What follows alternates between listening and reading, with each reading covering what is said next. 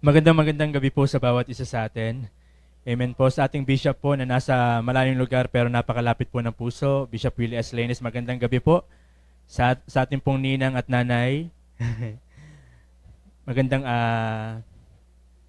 Pastora Ann Lainez. Magandang gabi po sa ating mga magigiting na pastor. Amen. Alam niyo po, every time na nakikita ko po kayo, ako po ay nai-inspire at nai-encourage. At ang inyong presensya po ay napakalaking kalakasan po sa marami po sa atin. Amen. Sa bawat isa na sa kabila ng kaabalahan ng araw, nakakapagod na araw, amen, ay nandito pa rin. Amen. Nakikita po ng Lord ang ating mga ginagawa. Amen. At ang Diyos ay hindi unrighteous to forget our labor of love.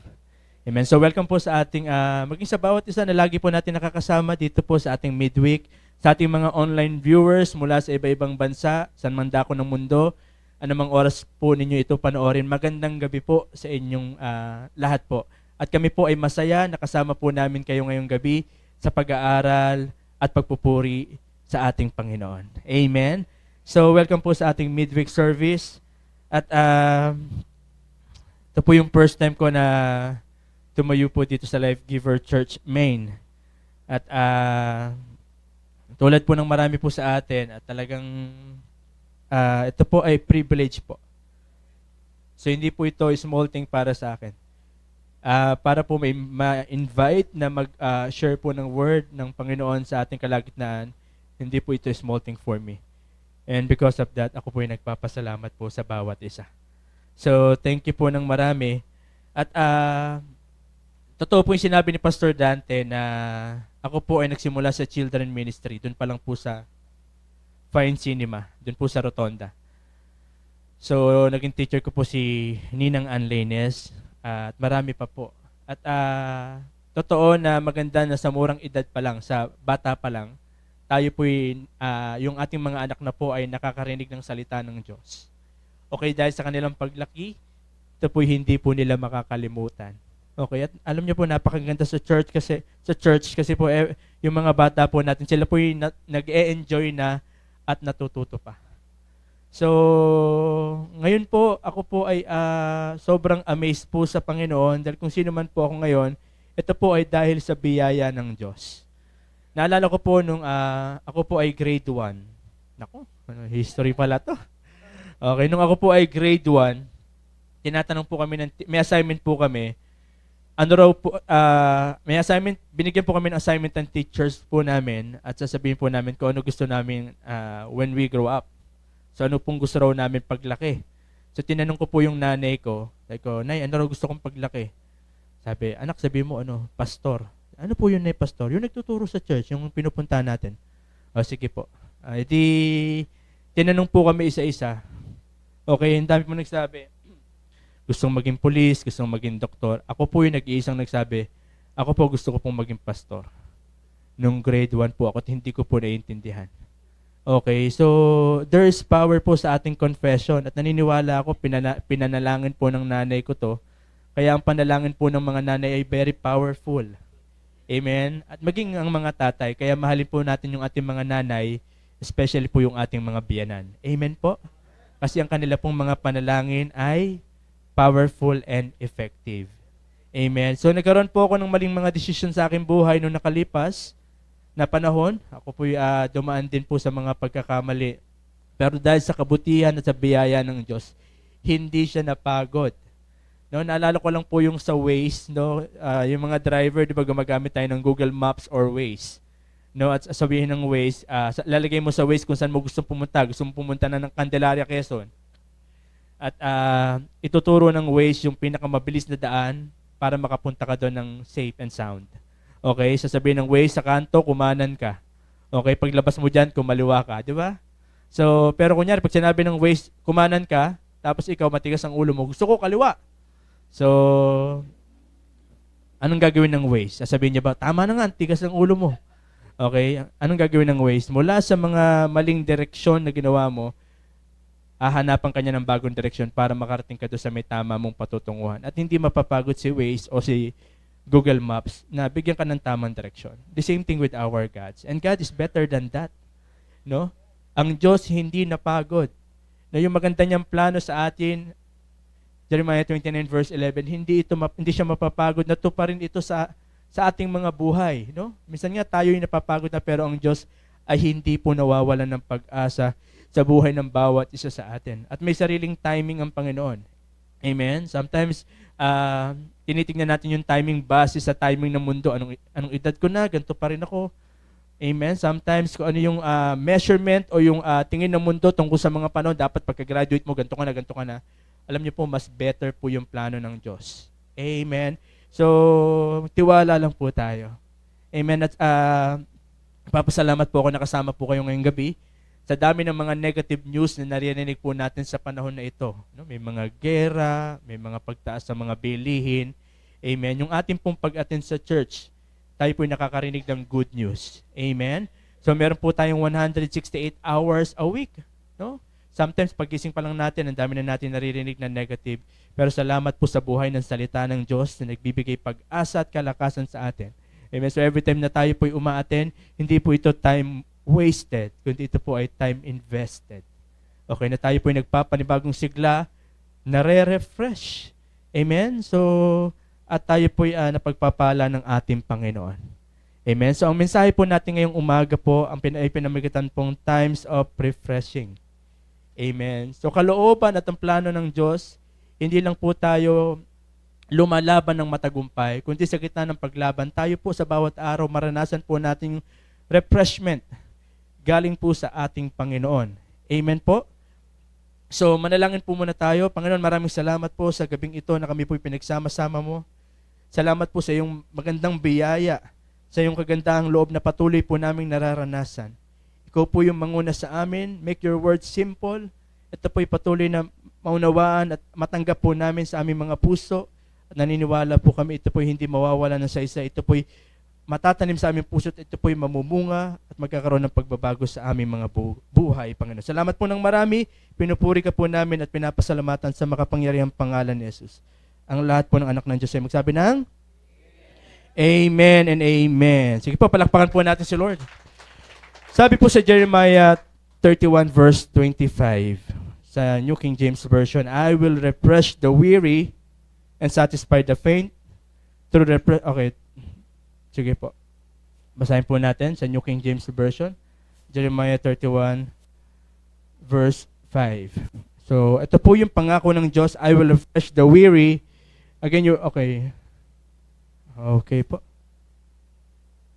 Sa New King James po. Okay, I will refresh the weary and satisfy the faint. Okay, sorry po, yung verse ko po yata. Sorry po, 25 po pala. So, medyo kinakabahan po ako. Okay, Jeremiah 31 verse. For I have satisfied the weary soul and I have replenished every surroundful soul. Okay? Sa ibang version po, I will refresh the weary and satisfy the faint. True refreshment comes from the Lord. Amen. So kalooban at ang plano po ng Diyos, ang bawat isa po sa atin ay magkaroon po ng refreshment. Okay, so kinausap po ng Panginoon si Jeremiah, sa Jeremiah chapter 31, nung siya po ay natutulog. Okay, at sa panahon pong ito, ang bansa pong Israel, sila po ay exiled at captivated. Sila po ay itinapon at sila po ay nasasakop ng ibang bansa. So, ang tanging narinig po ng mga Israelite that time is puro mga bad news. No, at they are expecting hindi magagandang bagay yung maranasan nila sa kanilang buhay dahil sa mga maling desisyon na kanilang ginawa. And then God told Jeremiah, no, I will refresh the weary and I will satisfy the faint. So, makikita po natin na nakikita po ng Diyos yung ating mga kalagayan. Okay? At ayaw po tayo ng Panginoon na manatili sa ganon. Okay? Na ang Panginoon ay namatay sa krus ng Kalbaryo upang tayo po'y magkaroon ng buhay. Amen? Isang buhay na ganap at kasiya-siya. Okay, sabi po sa John chapter 10 verse 10, at ang buhay na tinutukoy po dito is the Zoe kind of life. O yung God kind of life.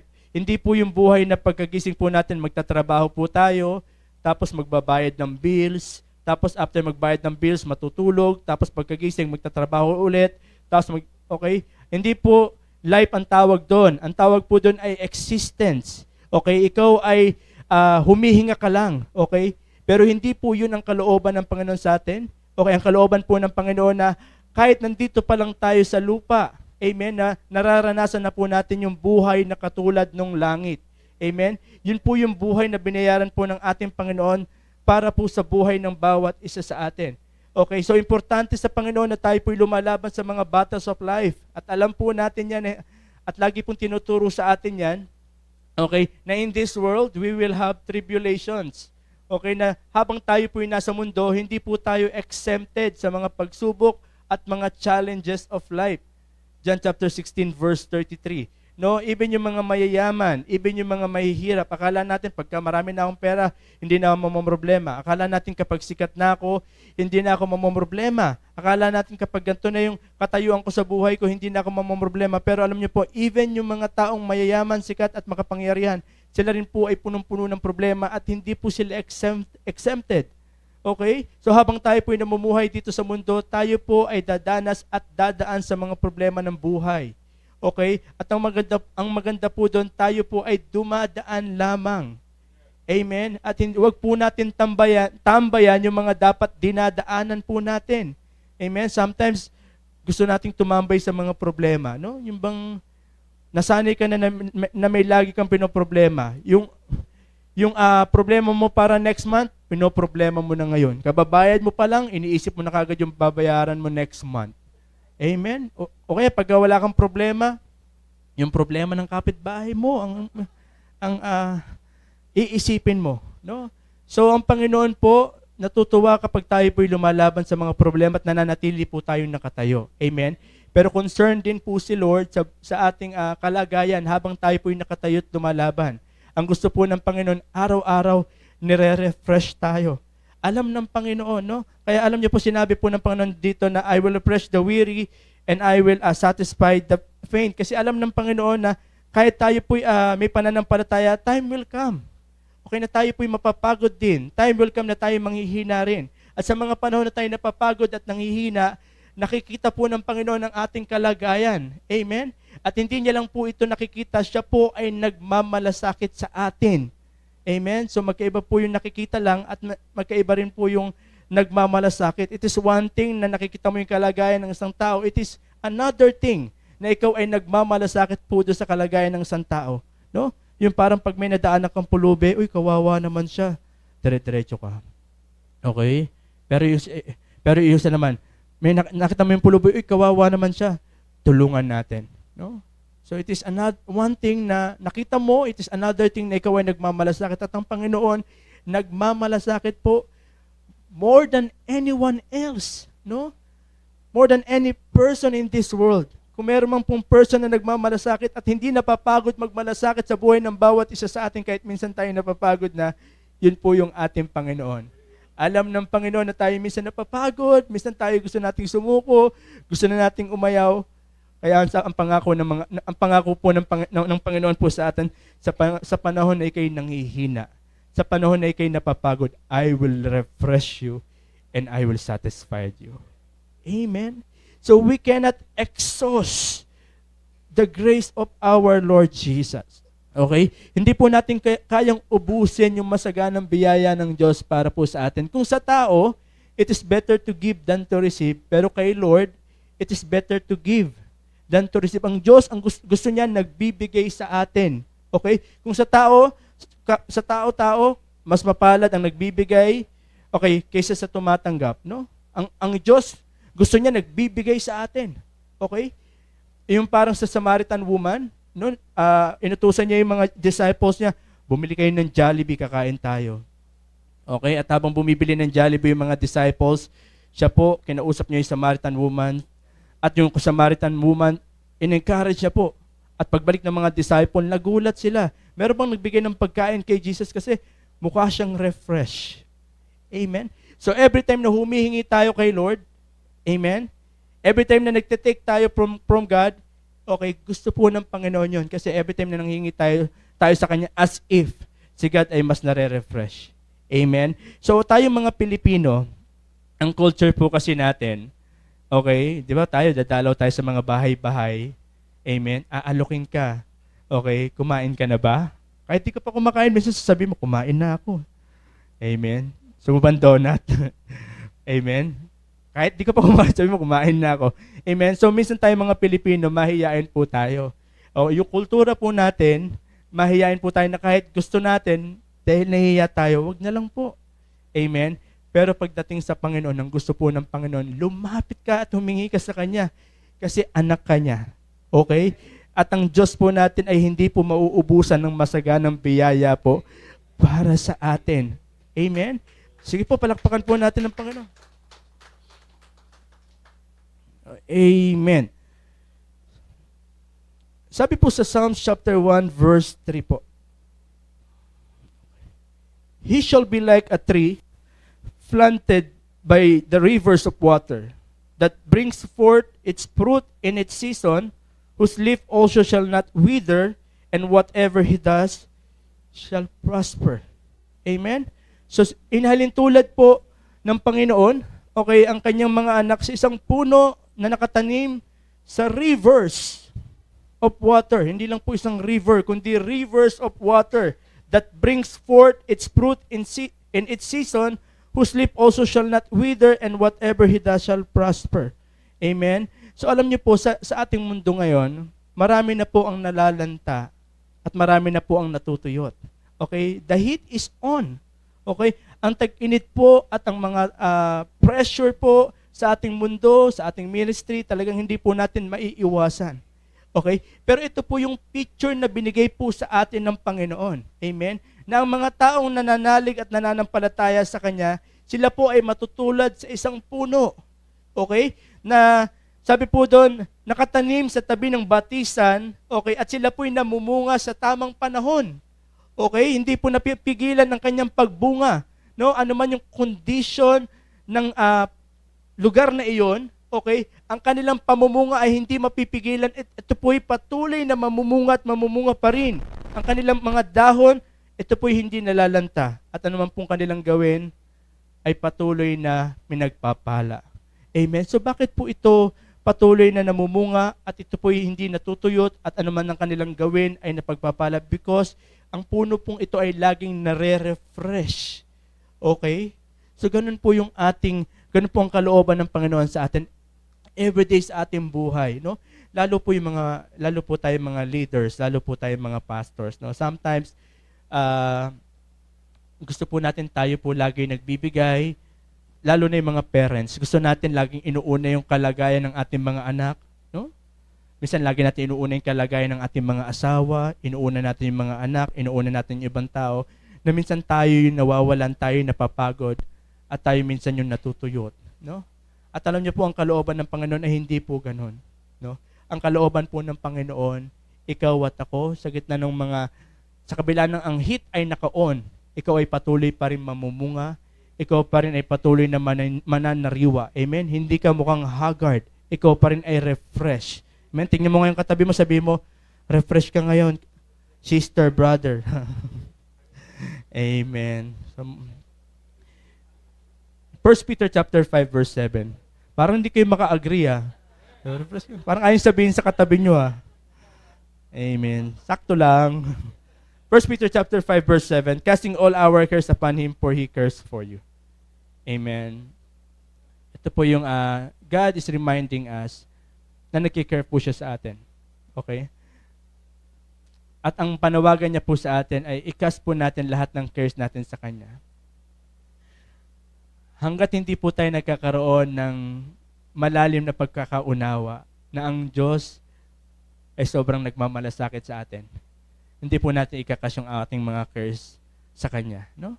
So hanggat hindi po natin nauunawaan na ang Diyos sobrang nagmamalasakit sa atin at sobrang nagpapahalaga sa atin, sometimes hindi natin kinakas yung ating mga cares sa Kanya. Alam niyo po, ako po ay may isang anak. At ito pong anak ko po ay 3 years old na po.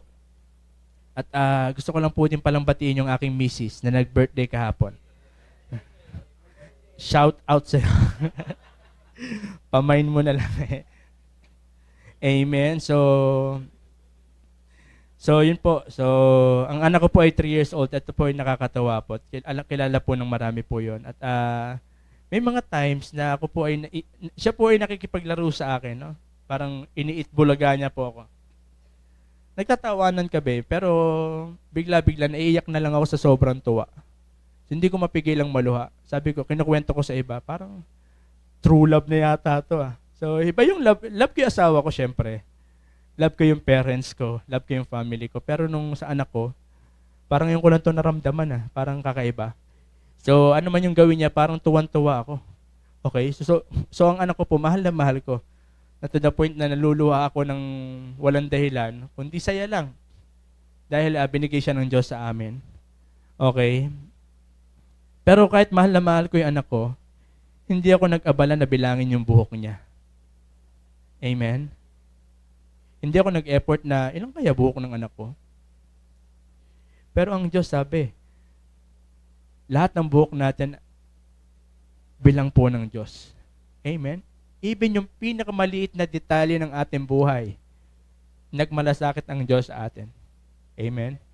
So, knowing that, no?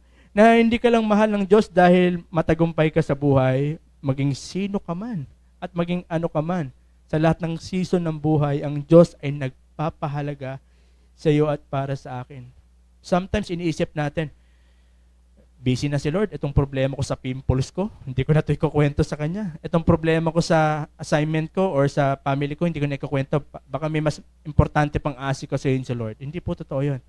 Ang Diyos po ay nagmamalasakit even sa maliit na details ng buhay mo. Kung ang family mo ay mahalaga sa iyo, dahil mahalaga ang family mo sa iyo, ang Lord mahalaga ang family mo. Okay? Kung ang trabaho mo ay mahalaga sa iyo, dahil mahalaga sa iyo yung trabaho mo, mahalaga kay Lord yung trabaho mo. Amen? Kung ang motor mo ay mahalaga sa iyo, ang Diyos, mahalaga rin yung motor mo sa Kanya kasi mahalaga yun sa iyo. Amen?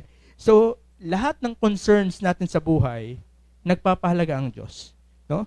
So, hindi lang gusto ng Lord na tayo po ay naglilingkod, nananampalataya sa Kanya. Ang Lord concerned din. Hindi lang sa ating pagsaserve sa Kanya, concerned din siya sa iyo. Okay? More than sa service na pwede mong i-offer sa Kanya, more than sa offering na pwede mong ibigay sa Kanya, kung meron mang pinapahalaga ng Diyos, ikaw yun. Amen? Kasi nung wala ka pang maibigay at wala ka pang magawa para sa Kanya, mahalaga ka na sa Kanya. Amen? So sometimes, nakakaroon tayo, minsan nakakalimutan natin na dahil hindi ko ito nagawa, siguro hindi ako ganun pagpapalain ng Diyos. Dahil may nagawa akong mali, siguro hindi na ako love the Lord. Hindi po. No? Mahal tayo ng Diyos at pinagpapala tayo ng Diyos hindi po dahil sa mabuti tayo, kundi dahil sa mabuti ang Diyos. Amen? Patuloy tayong pinagpapala ng Diyos hindi dahil sa tapat tayo, kundi dahil tapat ang Diyos. Amen? Lagi po nire-remind po sa atin yan ng ating mga pastor na ang relasyon natin sa Diyos, okay, ay hindi hinihintay po ng Diyos. Hindi po naghihintay ang Diyos ng kapalit. Maging sino ka man. Amen? Maging sino man po tayo, mahal tayo ng Diyos. And because of that, no, every day, ang dyan ng Diyos para i-refresh ka. Amen po? So, ano po bang ibig sabihin po ng word na refresh? Sabi po sa King James Version Dictionary, okay, dinefine po yung word na refresh or fresh. Ang ibig po sabihin is to cool. C-O-O-L. Okay, katulad daw po ng isang hamog na, alam nyo, yung tag-init, sobrang init at biglang uulan. Okay, alam mo yung sobrang init, ikaw ay hapong-hapo, dahil biglang unti-unting lumalamig ang panahon, ikaw ay makakaligo at ikaw ay marerefresh. Amen? So, yun po yung isa sa mga definition ng word na refresh. Other definition po is to give new strength, okay, to invigorate, to relieve after fatigue, to refresh the body, okay, parang katulad daw po ng man na gutom at nakakain. Okay? So, yung alam mong gutom na gutom ka galing sa trabaho, amen? Tapos, pag uwi mo, yung paboritong ulam mo, yung niluto ng asawa mo, okay? At meron pang soft drinks na, o nga pala, no? At meron pang kape. Amen. So napaka-refreshing po. So ganun po, no? Ano po itsura after natin makakain? Parang gusto natin pumasok ulit. So ganun po yung gusto ng Panginoon. Okay. Okay, so yung yung isang halaman na natutuyo, na nabilad ng matagal sa arawan, na nakaranas ng ulan. Amen? So yung mga halaman yun na naninilaw na dahil sa tagal ng tag-init at biglang umulan. No, Pastor Ray, si Pastor Ray magaling po magtanim yan. So yung halaman na parang wala ng pag-asa, makikita mo unti-unting magkakaroon ng buhay. Amen. So ganun po yung gusto po ng Panginoon na magkaroon ng kaganapan sa atin. At sabi po, yung ibig po sabihin daw po ng to refresh or fresh is to improve by new touch anything's impaired. Yung parang makeup artist mo na nung ikaw ay umattend ng party at na hulas ang makeup mo o kaya ikaw ay attend ng kasal at medyo magulo na itsura mo dahil medyo haggard na tayo, then pupunta yung makeup artist mo o yung asawa mo, i-retouch ka. Amen? At yung itsura mo, refresh na ulit. Parang bagong paligo ka. Amen? So ganun po yung gusto at kalooban ng Panginoon na maranasan po ng bawat isa sa atin. Amen? So yun po, no? Na parang halaman, nakala natin tayo po yung napapagod na, ang kalooban ng Panginoon magpapanibagong sigla. Yung parang taong gutom at wala ng energy para makapagpatuloy. Pag ito ay na-refresh, ito po ay magpapanibagong lakas. Amen? Yung halaman na akala mong wala ng buhay, ito po yung muling mabubuhay muli. Amen? Yung parang halaman na gusto nang umayaw, ayoko na mabuhay ang init-init. Okay? Dahil siya po yung naulanan, laban pa. Amen? So yun po yung gusto at kalooban ng Panginoon para po sa buhay ng bawat isa sa atin. Amen? Okay. So, sino po ba yung mga dapat i-refresh? Tayo po, bawat isa po sa atin. Amen? So lahat po tayo, ang kalooban ng Panginoon, tayo po i-refresh niya dahil darating po yung time, may mga time po sa buhay natin na tayo po yung napapagod. Even yung mga taong mga matagumpay, no? Dumating din sa buhay nila na parang ayoko na, suko na ako. No? Yung mga taong matagumpay ngayon, yung mga may business, yung mga may trabaho, very successful in life, there are moments sa buhay nila na parang ayaw na nila. Gusto na nila sumuko, pero dahil na-refresh sila, nagpatuloy sila, nakita po nila yung katagumpayan. No? Maybe tayo po yung meron ngayong stressful job or tayo po may kasamang stressful people or person. Maybe tayo nasa stressful relationship, doing the same thing over and over again. Okay, and sometimes sinasabi natin, Lord, I'm out. No? Kung tayo po ay nandun sa kalagayan, God wants to refresh you. Amen po? At ang interesting daw po ngayon, even yung mga tao daw na laging palatawa, even yung mga tao daw na laging nakangiti, sometimes they're just hiding or they just putting mask para itago yung kanilang tunay na kondisyon at sila rin po ay kailangan po ng refreshment. No, even tayo mga pastor, no? Na tayong mga pastor minsan ang best friend natin si Abraham, si Isaac, mga Bible character yung mga best friend natin, no? Pag yung mga members natin may mga problema, nandun tayo lagi mag-follow up. Pero pag tayo may problema, no, parang nagpa-follow up sa akin. Parang akala nila tayo si Superman na hindi natin kailangan ng encouragement. God knows. No, alam ng Panginoon yung ating mga kalagayan. Amen. At nakakatuwa si David si Paul. 'Di ba? Nakalimutan ko lang yung verse pero yung sinabi niya, iniwan ako ng lahat. Okay? Nung siya po ay nasa trial na, okay, at ang mga disciples ay tinutugis ng mga Roman soldiers at siya po ay nasa trial na, sabi niya, no one stood before me. Okay?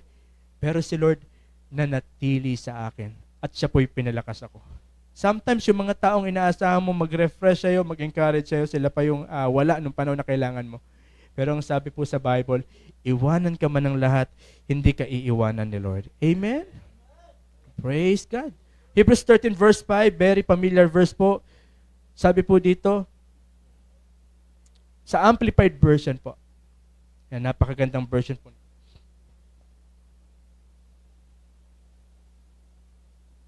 Hintayin po natin.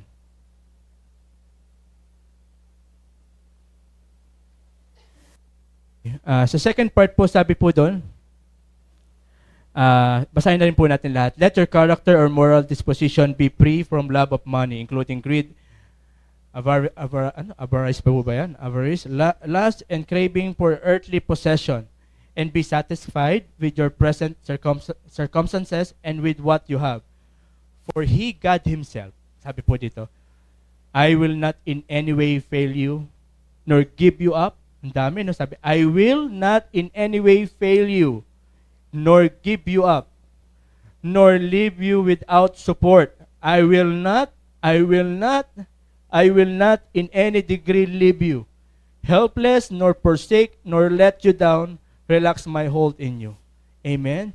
Sa NIV, parang sinasabi doon, I will never leave you nor forsake you lang. Pero dito, dinefine ng Amplified Bible version, kung ano po ibig sabihin ng I will never leave you nor forsake you. Ang daming beses sinabi po ni Lord, I will not, I will not, I will not. Amen? So alam niyo po, isang beses nga lang po sabihin ni Lord, okay na eh. Pero sinabi niya, more than once, okay? To remind us na kahit anong mangyari, okay? Hindi kita iiwanan, hindi kita papabayaan. At sa mga panahon na ikay nanghihina, sa panahon na ikay napapagod, ako pa rin to na lagi magre-refresh sa'yo. Amen. Sometimes tayo bumibitaw, pero ang Diyos hindi po bumibitaw sa buhay ng bawat isa sa atin. Amen po? Faith doesn't make anything easy. Okay, kapag ikaw ay may faith, hindi naman sinabi ng Lord na pag may faith ka, magiging easy ang lahat ng bagay. Pero your faith will make everything possible. So kahit may faith tayo, hindi tayo exempted sa mga troubles and trial. Pero the good thing about our faith, it makes all things possible. Amen po. So, okay. Ito po yung reminder po para po sa buhay ng bawat isa sa atin. No matter how blessed and favored and loved we are, lahat po tayo kailangan po ng times of refreshing. Amen. When was the last time na tinanong natin yung sarili natin, Lord, I just want to commune with you. Gusto ko lang makipagtagpuan sa'yo. No? Sometimes kasi sa mga church, sometimes nagiging, parang, ano ba yung tamang word? Parang mga consumers, na ano yung mga pangangailangan, ayun ang ibibigay. Okay? Pero more than sa pagiging consumers, okay, ang gusto ng Lord, tayo po'y makipag-commune sa Kanya. No, Lord, more than the blessing, more than sa aking mga pangangailangan, ang gusto ko makipag-commune sa'yo. Ikaw lamang po. Amen? So when was the last time na, Lord, okay, marami pa akong hinihingi na hindi pa nagkakaroon ng katuparan, pero sa oras na ito, gusto ko lang muna magpasalamat sa mga binigay mo na sa akin. At gusto ko lang pong makaulayaw ka at makatagpo ka. Amen? So sometimes we are too busy, no? Meditating kung gaano kalaki yung mga problema na meron tayo. Minsan we are too busy meditating kung paano natin maaasikaso yung mga bills natin, mga due date natin. Okay, sometimes we are too busy meditating kung gaano kalaki yung mga problema natin na sometimes nakakalimutan natin kung gaano pala kalaki at gaano tayo kamahal ng Diyos. No? Sometimes we are too consumed ng mga trials ng buhay na meron tayo. Nakakalimutan natin mas malaki pala si Lord at lagi nandyan si Lord para i-refresh po tayo. Alam niyo po yung glue manufacturer. Okay, yung mga glue po na binibili natin, meron po silang mga quality QA, no? Kino-QA po sila, chine-check po sila. Tama ba yan? QA ba tawag yun? QC. Yung QA, question and answer yun, no? Amen.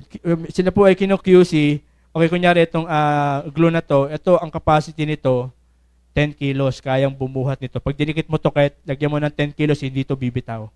No? So, alam ng mga manufacturer kung gaano kabigat yung kaya.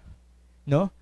At sometimes, no, itong mga bagay na to, kahit lagyan mo ng 5 kilos, kahit kala mo bibigay na, pero confidence yung manufacturer, hindi, pang 10 kilos ka. Okay? Sometimes tayo, ganun, no? Sometimes because of the challenges of life, akala natin, sobrang bigat naman yung nararanasan ko. Grabe ba? Okay, sobra na. No? Alam mo, ang tiwala ng Diyos sa'yo, hindi ka pang 5 kilos. Yung nararanasan mo ngayon, 5 kilos pa lang yan. Ang Lord, ginawa kang pang 10 kilos. Amen? So, kung ikaw ay dumadaan sa ganon, huwag kang mapapagod. Okay? Even yung mga challenges na dumadaan sa atin, okay? Minsan di natin alam, no? Ako po talagang yung mga pinagdaanan ko ng mga nakalipas na buwan, ako po ay naoperahan sa appendix, makalipas ang ilang buwan, na hospital naman po ako kasi parang sumakit naman yung aking tagiliran kasi kailangan daw akong operahan sa gallbladder. Ko, appendix, gallbladder. Tapos nung 2016, na-operahan naman ako sa pusod. Tapos nung nakaraang buwan naman, nasaksak naman ako. Bibili lang naman ako ng ulam ng asawa ko. Ang bihira. Pero alam niyo po, nangyari po yon. Pinrovide po ng Lord yung aming mga pangangailangan. Amen? So, lumabas po kami ng ospital. Halos wala po kaming binayaran. Ibig sabihin, tulad po nung sinasabi ni Bishop. Okay? Sabi doon, itinuro niya one time. Sabi doon, the earth is full of the goodness of the Lord. No? Parang kung titignan mo, totoo ba na ang mundo punong-puno ng goodness ng Panginoon? Kasi ang daming negative na balita, ang daming gantong nangyayari. Kung titignan mo, sa mata ng mundo, talagang hindi maganda. Pero kung titignan mo sa mata ng pananampalataya, sa kabila ng mga hindi na magandang nangyayari sa atin, ang Diyos ay nananatili pa rin mabuti. Amen? At parang, sige po, palakpakan po natin ang Panginoon. Okay? Parang yung puno pagkatapos ng bagyo. Alam niyo ba yung puno pagkatapos ng bagyo? Okay? Mas tumitibay sila after ng bagyo. Kasi dahil sa mga shaking na naranasan nila dahil sa lakas ng bagyo, nagkakaroon ng space ang ugat para lumago pa. At after ng bagyo, tatayo sila ulit, mas matibay pa kaysa sa bago sila humarap sa bagyo. Amen? So even yung mga trials natin na mukhang 5 kilos na hindi na natin kakayanin, okay, ang Diyos na nananampalataya, nilikha tayo ng Diyos, okay, na beyond that, okay, na kaya natin mapagtagumpayan. Sabi po sa Romans chapter 8, verse 28, in all things, okay, God works together for good. No, sa lahat ng mga nangyayari sa atin, okay, tiniturn ni Lord into blessing. Okay? So, okay. Sabi po sa Psalm 61, okay, verse 1, hear my cry, O God. Attend to my prayer. From the end of the earth, I will cry to you. When my heart is overwhelmed. Sabi po ni David, when my heart is overwhelmed, lead me to the rock that is higher than I. And the Lord Jesus is the rock higher than us. Amen. So even David acknowledged, Lord, sa panahon na ako po'y na-overwhelm, okay? Ikaw lamang po yung pwede makatulong sa atin. Amen? So, alam niyo po, marami pong ino-offer ang mundo na refreshment. No?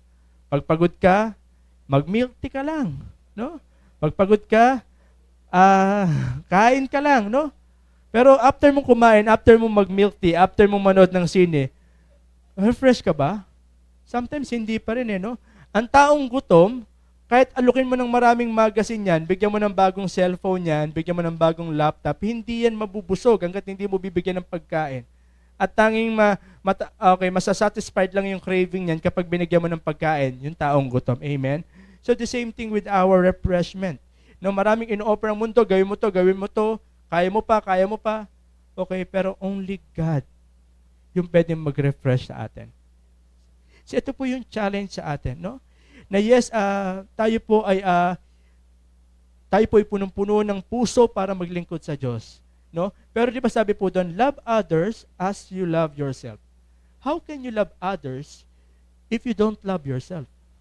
So sabi doon, love others as you love yourself. So una mo munang mahalin mo ang iba, pero pahalagaan mo rin ang iyong sarili. Okay? Because you can only give what you have. Amen? Kung ano lang yung meron ka, ayun yung maibibigay mo. Okay? And si Lord gusto kong i-refresh para ma-refresh mo rin yung iba. Amen?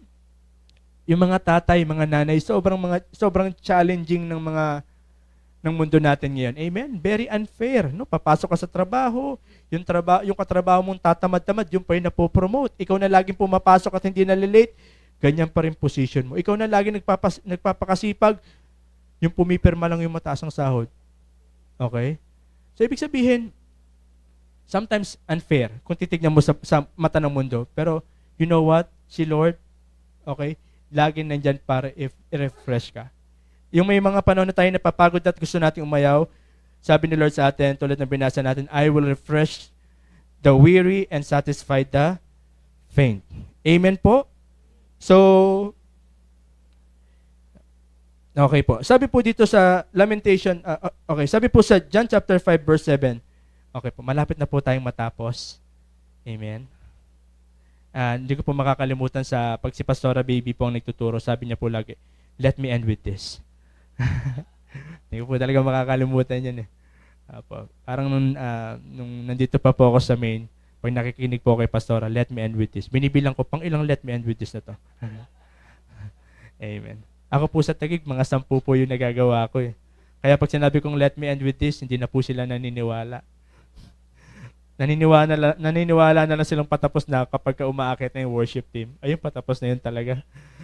Okay po. Sabi po dito sa John chapter 5 verse 7, the sick man answered him, Sir, I have no man to put me into the pool when the water is stirred up, but while I am coming, another step down before me. So meron pong tao na paralisado for 38 years. Waiting for 38 years na siya po ay ma-refresh at gumaling sa kanyang kondisyon. Okay, si Jesus Christ, 33 years old. Mas mahaba pa yun ng panahon ng paghihintay niya na siya ay gumaling kaysa sa lifespan ni Jesus. Okay? So, tinanong siya ni Jesus, okay, anong gusto mong gawin ko sa'yo? Oh, okay, and then nag-respond siya, sabi niya, Sir, I have no man to put into the pool when the water is stirred up. But while I am coming, another step down before me. So, naniniwala po kasi sila kapag merong anghel na dumampi doon sa may tubig at sila po yung unang nakapunta doon, sila po ay gagaling sa kanilang kalagayan. Okay, pero sinasabi niya, meron po lagi na uuna sa akin eh. Tapos walang taong nagdadala sa akin doon kasi baldado nga po paralisado tong taong ito. Yan ang ginawa ni Jesus. Pinagaling siya that day. Hindi na naghintay at hindi na kailangan ng another 38 years. Okay? Para ma-refresh itong taong ito. Amen? So ano po ba yung mga hinihintay natin sa ating mga buhay? Maybe some of us, naghihintay, ako ay titira na sa sarili kong tahanan. Okay, maybe of us, nananalangin magkakaroon na tayo ng sarili nating church, hindi na tayo magbabayad ng renta. Maybe some of us waiting maayos ang pamilya for a long period of time. Okay? Tulad po ng isang taong ito na naghihintay ng napakatagal na, pero nung natagpuan niya po si Jesus, hindi niya na kailangan maghintay ng matagal pa. Right then and then, naranasan niya po yung kasagutan sa kanyang mga panalangin. Yung Jesus na tumugon sa kalagayan ng taong iyon that day, it is also the same Jesus that we have right now. Amen?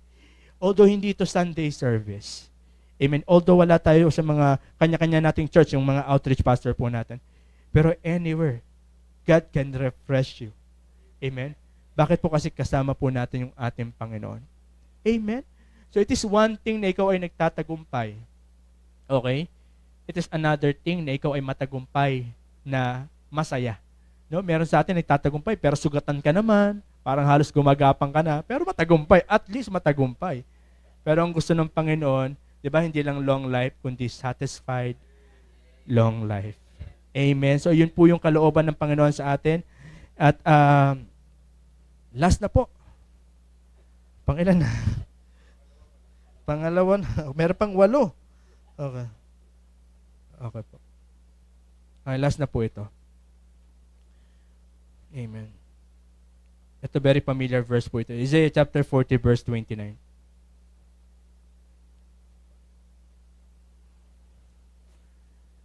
Isaiah chapter 40 verse 29. Tipo 40 po. Yan. Siguro simulan po natin sa 28. Isaiah 40:28 po. Okay. Sige po. Ayan, okay. Sa 27 po, tingnan po natin. Ayan. Okay, sabi po doon, why do you say, O Jacob, and speak, O Israel, my ways is hidden from the Lord, and my claim is passed over my God. Okay? So sa Isaiah chapter 40, dinescribe po nito kung gaano po kadakila ang Diyos. Na siya yung Diyos na lumikha ng langit at lupa. No, sa pamamagitan lamang po ng salita. At ang Israel that time, sila po yung naniniwala na ang Diyos ay mighty, ang Diyos ay great. Pero ang question nila, sabi doon, my ways is hidden from the Lord. So, parang ganito yung sinasabi na, yes, naniniwala kami ang Diyos ay makapangyarihan sa lahat. Ang Diyos ay walang bagay na mahirap sa Kanya, pero nakikita niya ba yung aking kalagayan? Okay? Alam niya ba na halos hindi ko na alam kung paano babangon sa umaga? Alam niya ba alam niya ba na halos hindi ko na alam kung paano ko mapagtatagumpayan tong araw na to? Alam niya ba kung gaano kahirap yung pinagdadaanan namin ngayon? So ganyan yung tanong ng mga taga-Israel that time.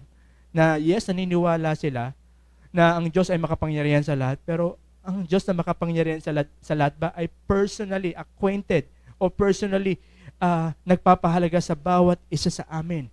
Okay? And the Lord responds. Sabi po sa verse 28. Okay. Have you not known? Have you not heard? The everlasting God, the Lord of creator of the ends of the earth, neither pains nor is weary, His understanding is unsearchable. So ni-remind sila ni Prophet Isaiah na ang Diyos hindi napapagod. Okay? Na God is so great, na kahit siya ay so great, kaya niya pa rin tayong katagpuin personally. Amen? So verse 29 po, He gives power to the weak, to those who have no might, He increased the strength. No? So sabi po doon, God knows, time will come, na may panahon na tayo po yung manghihina. Okay? Na tayo po yung minsan mapapagod. Pero ang sabi po doon, ito yung reminders natin ng Lord.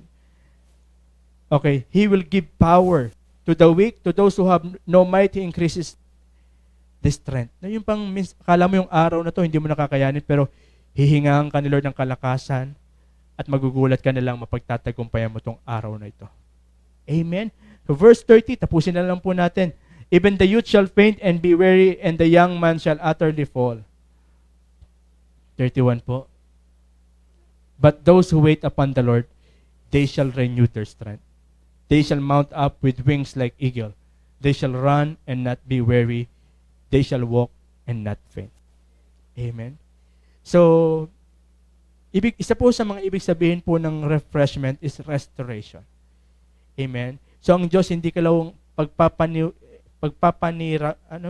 panariwa muli, hindi ka lang niya i-refresh muli, hindi ka lang niya bibigyan ng palalakasin muli, kundi i-restore ka pa niya. At gusto ng Lord i-refresh ka sa lahat ng aspeto ng iyong buhay. God wants to refresh your relationship with your wife or with your husband. God wants to refresh yung love na meron ka para sa iyong asawa. God wants to refresh yung love mo para sa iyong mga anak. God wants to refresh your strength. God wants to refresh your health. Amen? And God also wants to refresh your youthfulness. Amen, na tayo ay tumatanda pero tayo nananatili pa rin kasing lakas ng isang bata. Amen, lagi ko po yung dinideclare kada umaga, Jason, ikaw ay magkakaedad, pero ang lakas mo ay patuloy na mananariwa pa rin tulad ng isang bata. Tapos pagkataas kong bigasin yun, parang feeling ko, ang lakas-lakas ko. Tapos yung hugasin, tatapos ko talaga yan. Tapos after ko magugas, may labada pa ako bago pa washing machine.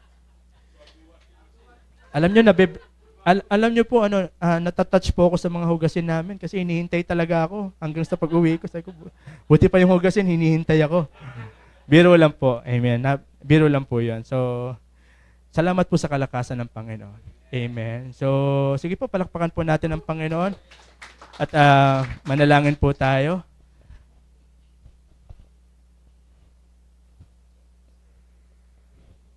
Sige po. Tayo po tumayo at tayo po ay, kung komportable po tayo nakatayo, okay lang po.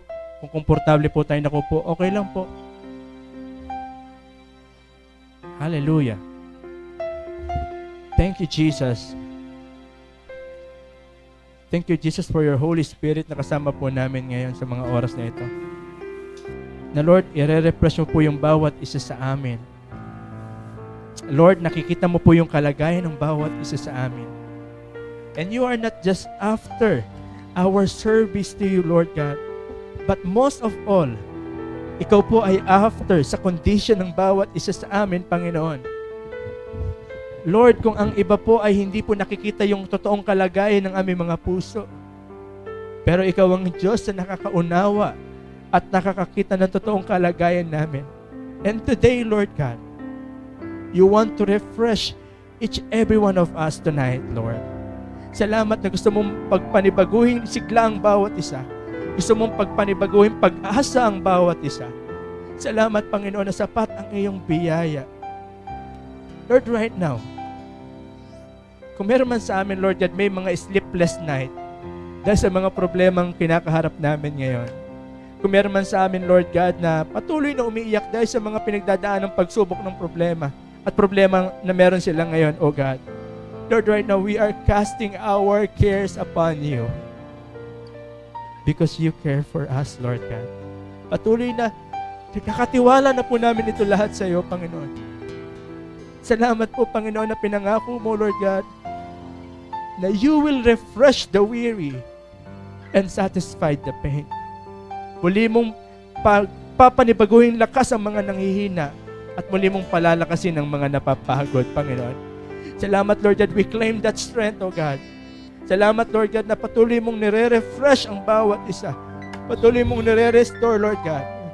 Salamat po, Lord God, that the joy of the Lord is overflowing sa puso ng bawat isa sa amin. Lord, tonight, Lord, we just want to enjoy Your presence. Salamat po ng marami, Panginoon, na laging available ang iyong masaganang biyaya. Salamat po, Panginoon, na laging masagana ang iyong biyaya sa buhay ng bawat isa sa amin. Panginoon, pinupuri ka po namin. Pinapasalamatan sa pangalan ni Jesus. Amen and amen.